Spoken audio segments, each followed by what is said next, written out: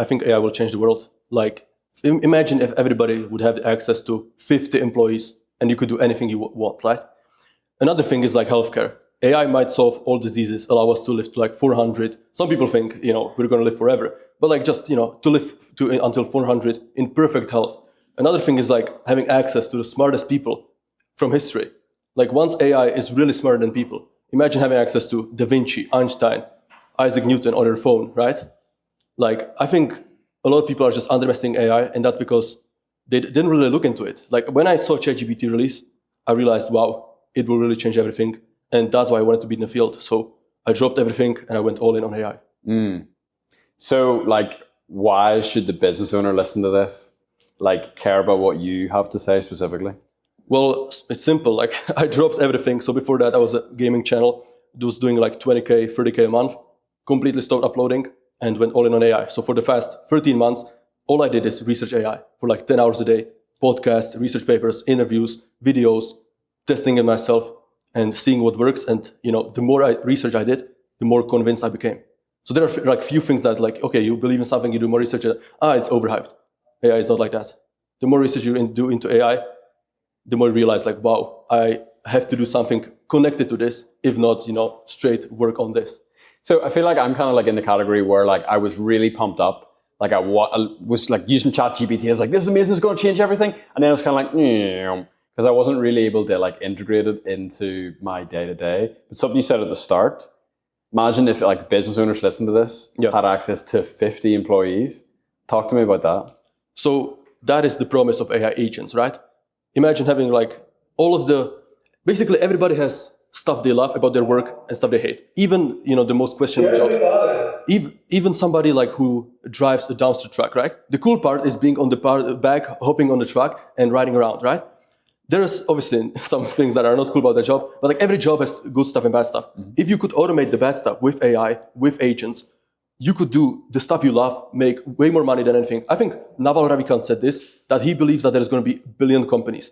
Instead of like, corporates with 100,000 people, everybody will have like 1, 2, 3 people teams that are doing something specific, something they really believe in and they want to do. And with AI, you can, automate stuff over the process that would take you hours otherwise. For example, if you want to watch a long podcast, you can take the transcript, put it into something like ChatGPT and get the bullet points in 2 minutes, right?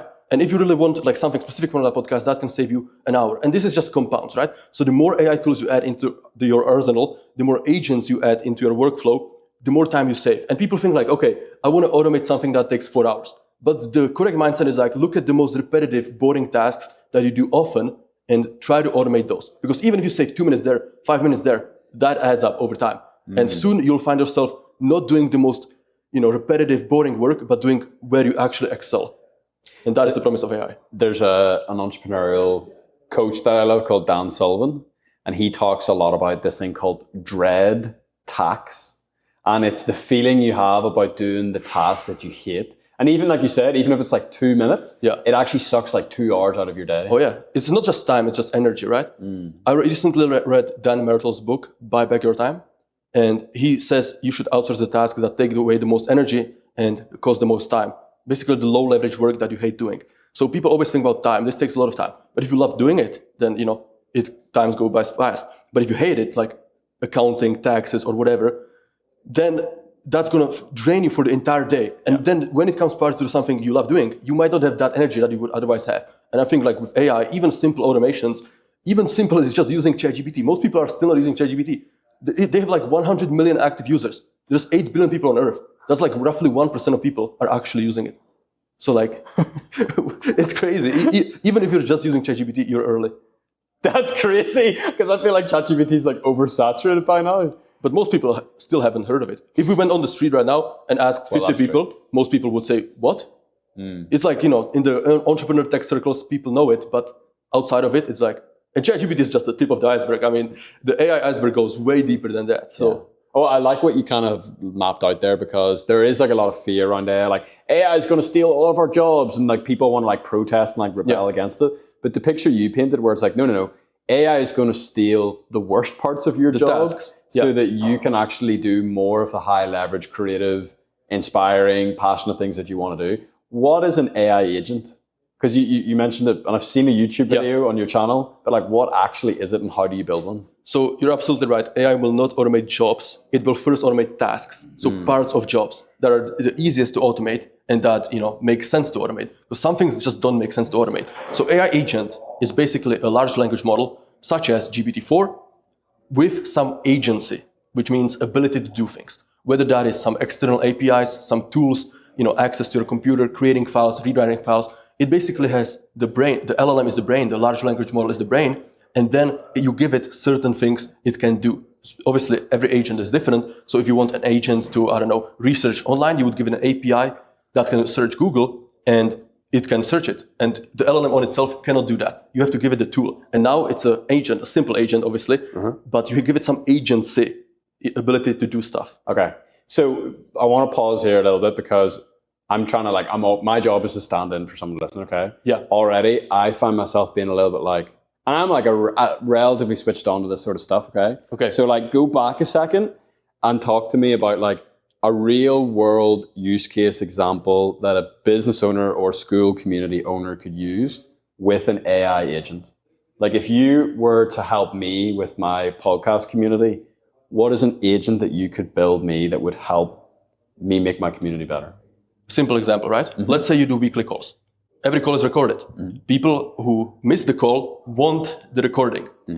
You create a course or a module in the classroom where you upload all the recordings. Well, you could simply have an agent that's in Google Meet or Zoom recording the whole meeting. Then it takes the recording, uploads it into YouTube Unlisted or Vimeo, Vistia, doesn't matter. Uploads it into Skool automatically. Then takes the transcript of the recording, creates a 2-paragraph, 3-paragraph summary, puts that into the description of the Skool module, and you have automated something that would take a human 20, 30 minutes to do. I mean, depending if you have to do some cuts, obviously, but this is the point. It's automating stuff that's repetitive and low leverage that doesn't add any value. You just have to get it done, right? It's kind of the fun is the call, the weekly call or the podcast. That's the fun. But not afterwards, putting in all the platforms, thinking of a description. And let's be real, usually okay, it takes 20 minutes. But it's 5 minutes and then I get distracted by this and then and then so before you know it, it's yes, it is a 20-minute task.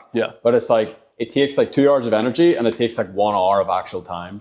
Because if it's something I don't want to do, I'm also more likely to procrastinate on. Oh, for sure. That is the thing. People don't realize. If you hate something, if you're procrastinating, it's usually something you're dreading. Now, sometimes you have to get it done, right? But usually it's something you don't want to do. Imagine if you had agent for that. Obviously, right now agents are not perfect. I don't want to make it seem like AI can solve everything right now because it is not perfect. But it's way better than people realize. That's why I encourage people to look into it and try playing around with it. Even if you automate something small that saves you 2 minutes a week, that adds up. Suddenly, that 2 minutes you get back to do what you love. And procrastinating, you can waste hours dreading something while you could be doing something you love. And that's the real promise of AI, not replacing jobs. Most people hate their job. On every survey, it's 80% of people hate their job or at least dislike it, right? But suddenly, when AI can automate it, people are no, I want the job. Right? That's crazy. Don't take my job away that I hate from me. Yeah, but the goal is that you're going to do something else, something that you actually love doing, that you otherwise would not have the means to, because you couldn't most people can't just hire 5 people to work for them and do the boring stuff. But with agents, it's basically free. You can run your language model locally and do it for free, or a few bucks in API credits. And that is the promise. People will start to companies that otherwise would have no chance will be able to do that. Yeah, well, as you say, quoting Naval, the idea that there will be 1 billion businesses in the world is made possible by the fact that you don't need, as an early stage entrepreneur or someone who's just started a school community, to have a 5-10 person team. It's you can build that team with the leverage of technology. Imagine something like accounting or doing your taxes. Most people hate that. Most entrepreneurs hate doing their taxes. And it's something they have to do, obviously, but they dread it. They delay it, blah, blah, blah. Yeah. I believe that even GPT-5, the next update, will be able to do your taxes better than most average, tax accountants. Obviously, for some specific use cases on Wall Street, there's going to be experts, right? But imagine if GPT-5 could do all your taxes. That is just so much of the dread from entrepreneurial year away. And you trust the AI that it's going to be better. Obviously, you can build systems that it's going to be double checked or whatever. But there are certain parts, lawyers. What are lawyers? Lawyers are large language models. No, seriously. Lawyers are large language models. What is the difference between a lawyer and ChatGPT? It's gives you advice. but ChatGPT is free, and lawyer costs like $500 an hour. Yeah. No, but seriously, like if you could get even better legal advice from ChatGPT, you would do that. No person would pay outrageous amounts of money to a lawyer to give them worse advice than an AI. And that's like, I think people don't think about the positives and immediately jump to the negatives because that is easier to push, right? Sure. AI is going to destroy the world. AI is going to take all the jobs. People like, this is why news are fear-mongering, right? Yeah. So I think that's why like also the creator media is rising up because people are tired of that. Because there is like a real reality, I think, that people don't want to get left behind. Yeah, for sure. Like, do you feel like there is, and I know we were just talking about scaremongering there, right? But if you like, I want to like temper this with reality. Do you genuinely believe that people who don't embrace AI will be left behind? To a certain degree. Okay. So one interesting concept that I learned from Balaji Srinivasan is the smart get smarter. Everybody knows the rich get richer, right? So, rich people have extra money to invest, that grows further. Poor people don't have extra money to invest, they have their money in cash and that gets inflated away. The AI will introduce a whole new concept and that's called the smart get smarter. So the people on the cutting edge will get even more ahead because they have 10 agents automating stuff and that frees up 1.5 hours a day. Right. People who are ignoring AI will be like, whatever, it's not that important. They still have to do that stuff, right? They still have to file their taxes, whatever. That's why I do believe that some people are going to get left behind. And that's why last year I dropped everything and went all into AI because I did not want to be left behind. Well, it's kind of like, it would be like if I asked you the question, like, do you think that people who don't use the internet are going to get left behind? Exactly. Imagine today not having access to the internet. Like, what can you really do? Sure. Like, it's an insane disadvantage, right? With AI, it's going to be that times 100. Seriously. Right now, obviously, if you don't have access to GPT, you can go like do stuff, right? It's not going to kill your business. But imagine GPT-7 when it's actually insanely intelligent, better, smarter than anybody than all humans combined. If you don't have access to that, you cannot compete with somebody that does. Even if that person has terrible work ethic, bad morals, they're lazy, whatever, you will get destroyed because they have genius, super intelligent at their fingertips. Right now, if you didn't have access to electricity to compute, if the government told you, hey, Matthew, no computers for you, no internet for you, like, what are you going to do? You cannot really start a business. Nope. Like, you cannot really work, text your friends. With AI, if you don't pay attention, if you don't actually get into it, this is going to be the same. Like, people who are going to be using it, they're going to feel like demigods because they can do stuff in a week that the person would take a year. Yeah. Because like they're using AI and they have super smart advice and automation at their fingertips. So what you're saying is that AI won't replace people, but people who have the massive power of AI behind them will replace those who don't. Yeah, I want to add one caveat, and that's like after super intelligence is achieved, nobody knows what will happen after that. And by definition, that is something that can self-improve, that's better than all of humanity. All bets are off after that. So I'm going to speak before that happens, right? Yeah, I mean, you're 100% right. Like, it's not going to be even close, right? Like, people who have access to AI will outcompete everybody who doesn't. It's like access to technology. Think about the basics, right? Walking versus a bike. If somebody has a bike and you have to get to the other city, walking there might take 4 hours. With a bike, it might take 1 hour. That's insane, right? If it takes 4 hours to go somewhere and 4 hours back, that's 8 hours a day. That's like all the day gone, basically. If it takes 1 hour, sure, like it's still 1 hour, but like you have the whole day for yourself. Yeah, that's the same. And obviously you have a walking, then you have a bike, then you have a car, then you have a plane, then you have a rocket. That's the point. So yeah, I mean, you're right. It's not at first. It's not going to be like there's going to be robots walking down the street taking your jobs. No, it's going to be somebody who's maybe got the same work ethic or whatever, but he's using a few AI tools, few AI agents in his company, and he's just going to get that edge, and that's all it takes. Well, you give the example of the fact that you think GPT-5 can do your taxes better than most accountants. Yeah. Imagine the accountant that is AI enabled and can have 1,000 clients instead of 10 clients. Or the lawyer, you talked about lawyers being a large language model. I'll never forget that, mate. That's literally one of the funniest things I've ever heard. Imagine like the lawyer who is AI enabled, same thing. So It's like Steve Jobs had a really great quote about the computer. He described the computer as a bicycle for your mind. Yep. So on that kind of like, I know we're kind of like riffing here, you know, you said bicycle, car, you know, let's say train, airplane, rocket. Where do you think we are in that graph? If a computer is a bicycle, like, where are we? I think we are super early. Like, it feels late, right? Obviously, everybody feels like, when I entered the AI space, I was like, oh my God, I'm so late. Why didn't I find this 5 years ago, right? Everybody feels that about Bitcoin too. But in reality, like, the world has 8 billion people, and ChatGPT has only 100 million active users. And most of them still are using it like kind of casually. Most of them don't have the ChatGPT Plus subscription using the best models. I think we're early. Obviously, we're not like walking level, but maybe bike, car level. Like, we haven't even seen anything. Like, obviously, if you look at the world's GDP growth, you cannot spot the ChatGPT, like creation of ChatGPT. It didn't change the world's GDP, right? It didn't take like billion people out of poverty or anything like that. We will see that eventually, like within the next few years for sure, where like people actually start to understand the powers of AI, and the more they look into it, the more they're going to adapt it, because this is like a virus, right? Like, once you understand it, you cannot really go back. You cannot be like, oh my God, I have these great powers in my hands. I'm just not going to use them. Like if somebody, imagine when bicycles were invented, if a friend showed you a bike, you're not going to be like, man, this gets me to the place 4 times faster, but I'm just going to walk, man. No way.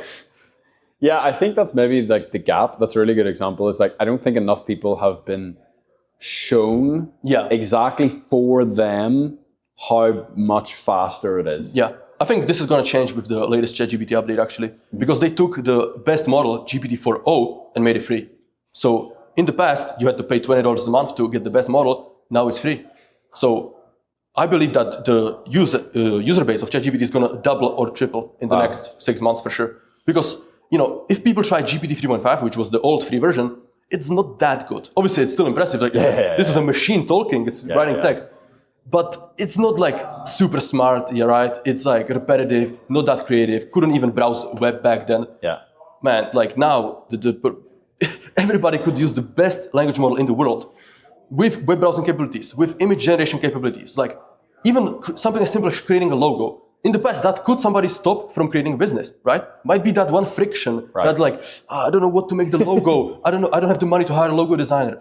Now you can just use DALL-E 3 or Midjourney to create hundreds of amazing logos in a few minutes. Yeah. So let's switch to you personally, right? Because you would never say this about yourself, but I will. Like, you're a super impressive guy. Thank you. Like, you're from Czech Republic, you're 22 years old. We're currently sitting in a mansion in Las Vegas because you won the school games. You're going to hang out with Alex Hormozi and Sam Ovens tomorrow at a private mastermind for winning that competition. And like, how much are you making a month through your AI community? I mean, okay, just from school, it's like 45 right now. Right. And then from YouTube, that's like another 4. Yeah. So this guy's making like, let's call it like 50K a month. 22 years old. And you don't live in like New York City. You don't live in London. You don't live in this like hyper connected, like all the places where you think you needed to be to do business. Like, tell us about, don't dox yourself, obviously, but like, the internet, man. Like, I couldn't do it without the internet. Like, if Bill Gates didn't push the computer revolution, obviously other people were involved, but like the personal computing, Bill Gates is probably the most significant figure. If internet wasn't created, I would not be here. Sure. No way, man. Like, leverage. Leverage and technology. Yeah. Like, and hard work. Sure. But like, again, and smart work. If I was the hardest working person 300 years ago, like, I still would not get to this level, right? It's like, yeah, you would just be a farmer that didn't die of starvation. Exactly. Yeah. I mean, people always say like, oh my God, the prices is going up. It's tough to buy a home. But like, we live in the greatest time in human history. Yeah. Kings, like emperors, 100, 200 years ago, didn't live as well as we do. So true. Like, average life expectancy is increasing, right? Nobody's hungry. Actually, the opposite problem. There's too much food for most people. Yeah. Like, the opportunity to start online is free. Like, internet, everybody has access to internet. If you have access to the internet and to the computer, you can change your life. There's no excuses. Doesn't matter where you're at. Doesn't matter if you have a full-time job, 5 kids. You can find 1 hour a day, 90 minutes a day, and over time that compounds and you can change your life. Yeah. Thanks to technology. So you blew up on YouTube. You were doing Minecraft videos, was it? Yeah, before I had a gaming channel focused on Minecraft, like 460K subscribers, and it was doing really well. Like people can go back. I was averaging like 1.2 million views a video, and I dropped it. The moment I decided I'm going all in on AI, stopped uploading, and went all in on AI. Obviously, that came with a cut in income, right? Of course, yeah. So for like the 9 months, I went basically to losing money. So in January, I was making zero from school and probably like $800 from YouTube. After all expenses, software, the necessary insurance in the Czech Republic, that's losing money. Yeah, you're done. Yeah. And now I'm like completely transformed, and school was a huge help for that. I'm So not gonna lie. how did you come across school, and why did something in your brain go, yep, that's it? So obviously school is created by Sam Ovens. I was watching Sam Ovens like 5, maybe 6 years ago. Wow. His OG videos like Monk-like Discipline, How Billionaires Think, stuff like that. I was watching him. Then he kind of stopped uploading. But I was started watching Alex Hormozy like 3 years ago, still when he was like doing in his cave, zero editing, super like budget wardrobe design. I started watching him like, who is this guy, right? He had this famous phrase like, I have nothing to sell you. I was like, rang a bell. Obviously, I was watching Ondrej Kirby, right? And he was uploading again like 3 years ago, doing like the Stoic stuff. And then Sam Ovens dropped his main company, consulting.com, and founded school. So I was like, okay, why is this entrepreneur that I've been following for 5-6 years suddenly doing a new project, right? So I was like, okay, I've heard about school maybe 2 years ago, maybe a year ago, but didn't really look into it, right? Then I follow Kirby on Twitter. I saw him posted about school, like started posting basically exclusively about school. I was like, what is this? Like, there's something going on here, right? And then I see the famous Instagram post from Alex Hormozy with the cap, and I was like, oh my God. So the reason I knew I wanted to monetize somehow, right? YouTube is amazing. It's like you get paid to create videos, like it's amazing, right? But the monetization opportunity is much greater because obviously the people running ads on their videos are making way more. If you get a sponsorship offer, let's say for $1,000, well, that company is going to make at least 5K from that, right? Yeah. Because why? If they pay 1K, they want to make more. So I knew that when I had my Minecraft channel, all of the money was basically from YouTube AdSense, probably like 80%, maybe 20% from sponsorships, which is still a bad way to monetize, right? Sure. Now, with the AI channel, I knew I had to switch it up. I knew I had to have a product or a service that actually I do. It's not just a sponsorship, right? And that the people want. So I was thinking about this for a long time, like so many drafts. Like I was going through Alex Hormozy's book, just brainstorming ideas what different products or services could be. Like at first I wanted to do something with growing YouTube, right? Yeah. But then that didn't really connect with my audience, with people interested in AI. When Hormozy invested into school, it was kind of that answer to my question, how do I monetize? Well, this is this platform, all in one, everything is there. It handles the payments, it handles the community, it handles the classroom with the modules, trainings, workshops, it handles the calendar. Like, man, I was like, oh my God, this is really the all-in-one solution. So I started my community and the rest is history. It's funny, like hearing you like say all that out loud, it made me realize that it's kind of like, you talked about like people who use AI, the world will kind of be divided. People who use AI, people who don't. Sure. It's like the community builders online who use school versus the people that don't use school. Yeah. It's like so overpowered because school handles so much of the mundane work. Like even simple stuff like collecting payment from everybody and like kicking people or removing out. People who stop. Yeah. On Facebook, we have to do that manually. Yeah. That's like multiple hours a day if you have a large community. Yeah, it's huge leverage. Huge. And this is technology again. Like this is the leverage that technology gives you. If school didn't exist, those features would have to be handled by a VA or me. I mean, that would be like so much waste of time, obviously, if I can spend my time on high leverage activities. But yeah, you're right. Like school just unlocks so many opportunities that people don't realize. And one thing I realized recently is that the metric to measure how well somebody's monetized, assuming they only have YouTube, right? For simplicity, they don't have any other social media, they don't run ads. How well a YouTuber is monetized is the ratio between their subscribers and revenue, right? So if we take Hormozy, he has like 8 million followers across all social media, and acquisition.com is making like 17 million a month in terms of their companies. That's like the ratio is 2, right?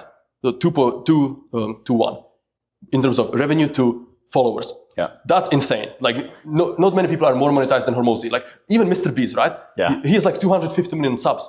He would have to make $250 million every month to have a ratio of 1. Wow. And obviously he isn't doing $3 billion a year. So even Mr. Beast is way less monetized than that. I was terribly monetized when I was doing Minecraft. Like 400K plus subscribers doing like 20K a month. like what is that? Like that's 0.05. That's a terrible ratio, right? So now I'm almost approaching a ratio of 1. Like, Nice. like making the same amount of every month as I have subscribers, which is kind of insane to think about. And obviously, Hormozy is a 2 ratio, but like, man, that's just next level. But so many, like, I think I would say the average YouTuber is probably at like 0.01. Like, Sure. there are people with millions of subscribers who are making less money than me because they are not monetized. They don't have a business. They don't have a product or a service to sell. But there's another really interesting ratio, I think, to look at here, and that is for business owners listening, the monthly recurring revenue versus how many people are on the team. And if you think about like trying to make $50,000 20 years ago, No way. how many people would you need? 10 at least. Like, bro.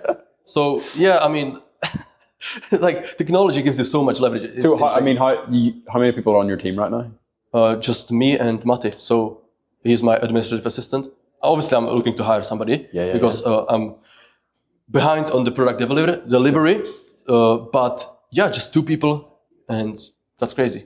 That is crazy. And the fact that you can start all of this, anyone listening, with just 1, and you could stay 1. You could stay 1 forever if you wanted to. Yeah. It depends how big and how much you want to scale. That's crazy though. But like you could make, there are many people that are making 100K a month, just 1 person. Yeah. And either like if they need something, they maybe hire a VA or tax like advisor. But like just 1 person in the business, right? Because they're leveraged. It's leveraged. Yeah. It's all leverage. That's why Hormozy speaks about it. Naval speaks about it. It's all leverage, man. Yeah. And it's now you say it, it's like, and we just spoke about this outside with Bon. The Naval quote where it's like there's 2 types of people. This is basically what this whole conversation has been. Yeah. Leveraged and unleveraged. Yeah. And you're saying that AI and technology like Skool leverage is a way to do that. Skool and AI are both. So, okay,